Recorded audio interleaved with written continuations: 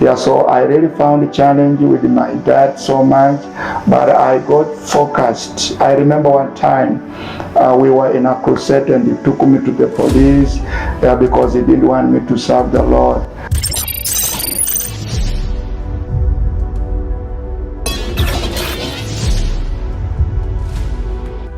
Wonderful. My name is Pst.Peter Soita. I work with a ministry here in Kenya called Deep Wells Gospel of Salvation Church. We are based in Bungoma County, Bungoma West. And I also have my apostolic ministry called International Connections Incorporation. I believe in connection, and that is why I have reached where I am, because God, when He called me, He told me He will connect me across the world.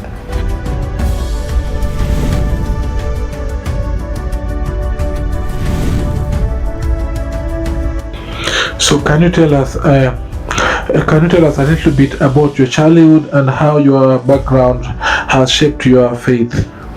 Wonderful. I was born in a humble family, and I thank God for my grandmother who went to be with the Lord about 5 years ago. And with my uncle, Dad Samuel Juma, together with Mom Ann, they really helped me in my growing up.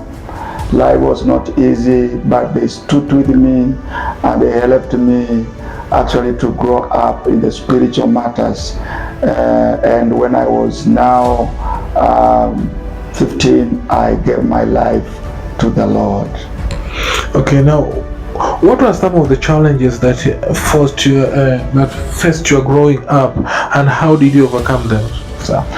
Yeah, as much my uncle and my grandmother actually were believers, my really father was not really a believer, and in our family I was the one that has actually learned to the level I had reached, and my father really didn't believe in those people who were born again.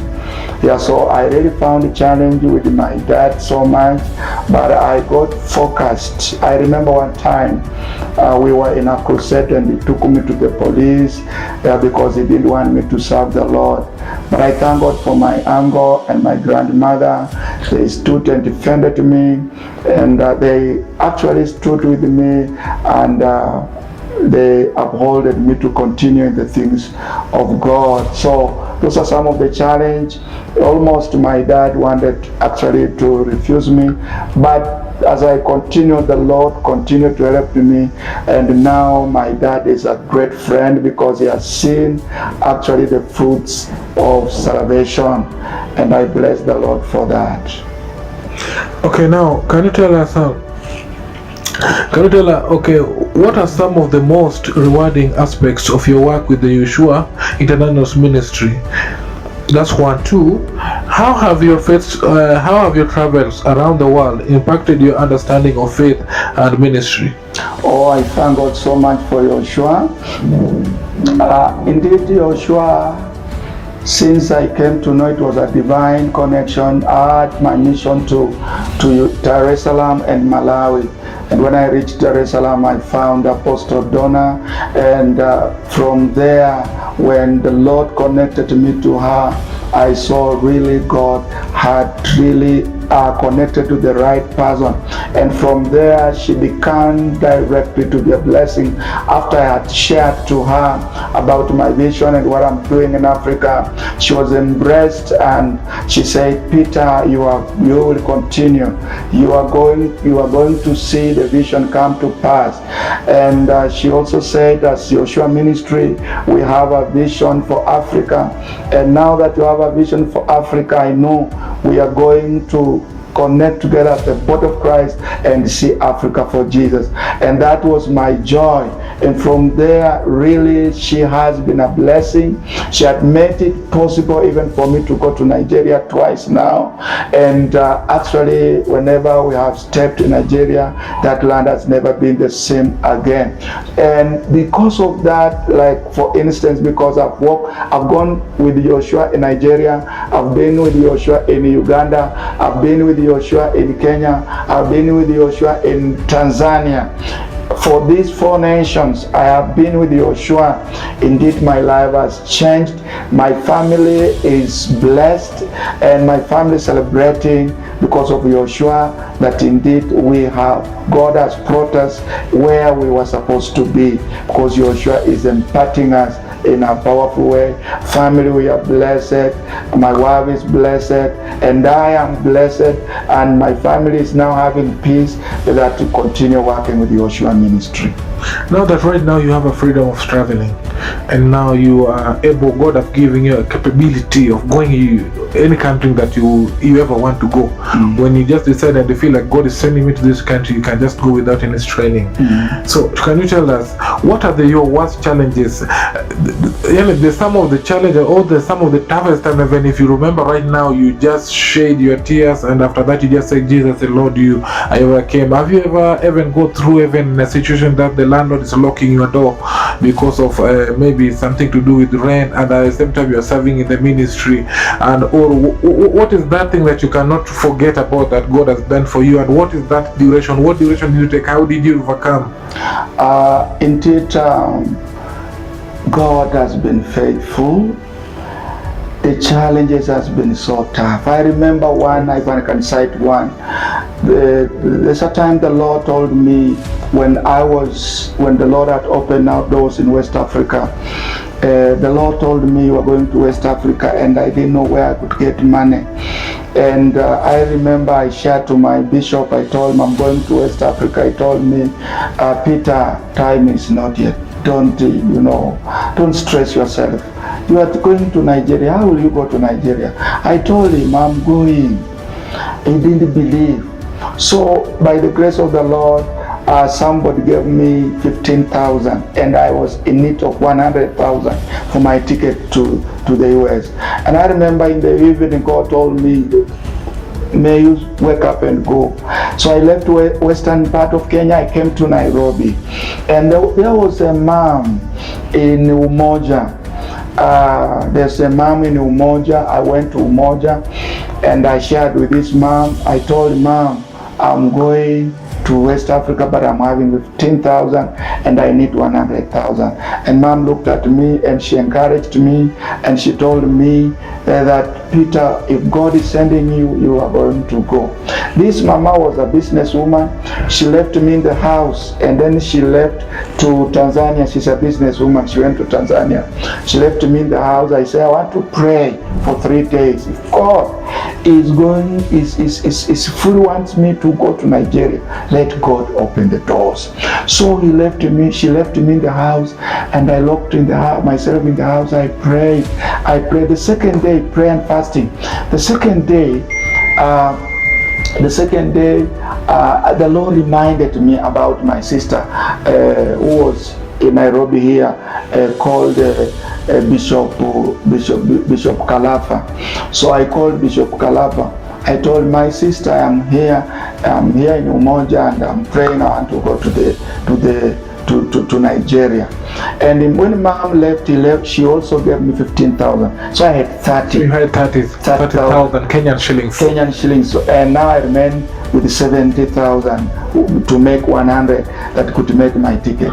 So when my sister came, when my sister asked me, where are you? I told her, I'm in Umoja. She said, I'm coming. So she came.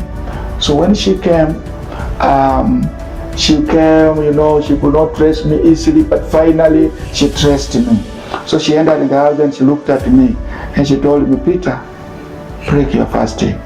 God has answered your prayers. Amen. I had locked myself in the house. Amen. And I thought she was going to give me the money. So she said, Peter, tomorrow at 9, let us meet in town. So at 9 we met in town, and she took me to the agent. I met, and by the way, he was a Muslim man. The mama who came. Man. A Muslim. Yeah, the agent. Yes. The agent of that was Of the airlines. The airlines. Yes. I used Rwanda Air.